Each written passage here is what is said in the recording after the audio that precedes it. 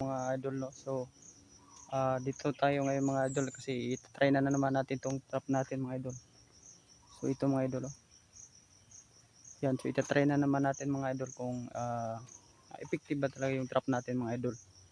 So dito natin siya i-sit up mga idol, oh. So dyan natin i-sit up sa ibabaw mga idol, sa itaas. So ayun na nga mga idol, so i-sit up muna natin mga idol, oh. So ayan mga idol, no? So na-sit up na natin mga idol.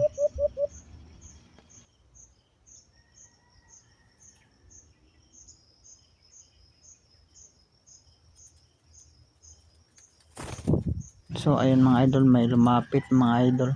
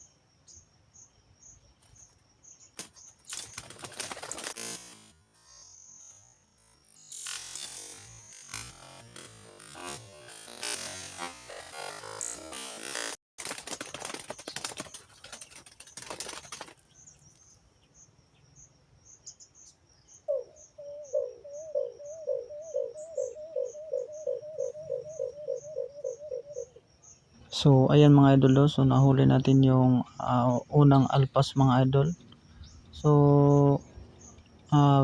kinuha natin yung alpas mga idol at saka sinet up natin ulit mga idol kasi may isa pa kasing alpas mga idol, eh, hindi pa na kasama nitong alimukan na ito mga idol. So kaya sinet up natin ba ulit yung trap natin mga idol. Baka makuha natin yung isa. So ito na nga yung pangalawang setup natin mga idol, no? So yan na yung pangalawang setup natin. So kinat lang natin sa nung lumapit na yung pangalawang limukon mga idol. So yan yung pangalawang limukon. So ang gamit ko pala nito mga idol na is cage trap, tsaka ano yung trap na ginawa natin mga idol. So ito mga idol, oh. Yan yung trap na ginawa natin mga idol.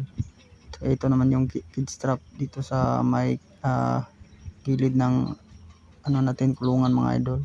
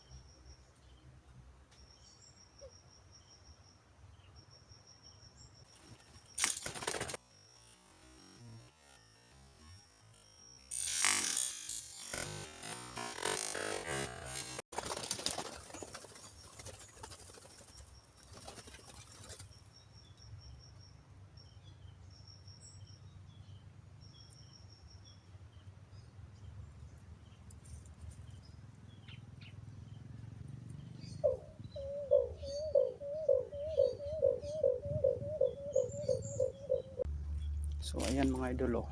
Pangalawang huli mga idol. Oh, paa niya. Nasa paa niya mga idol. So ayan, so ito yung isa oh.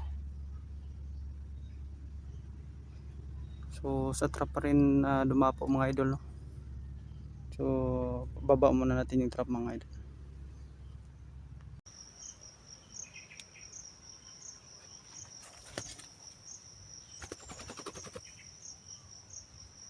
So ito nang huli natin mga idol, dalawa.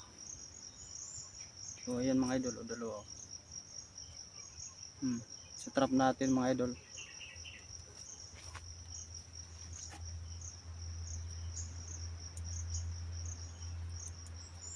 So ito mga idol, dalawa. So siyempre mga idol, no, papakawalan natin to mga idol.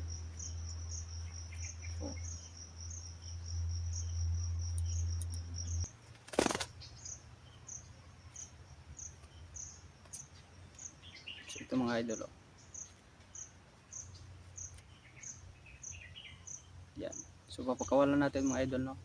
So ito na mga idol. So 1, 2, 3, go.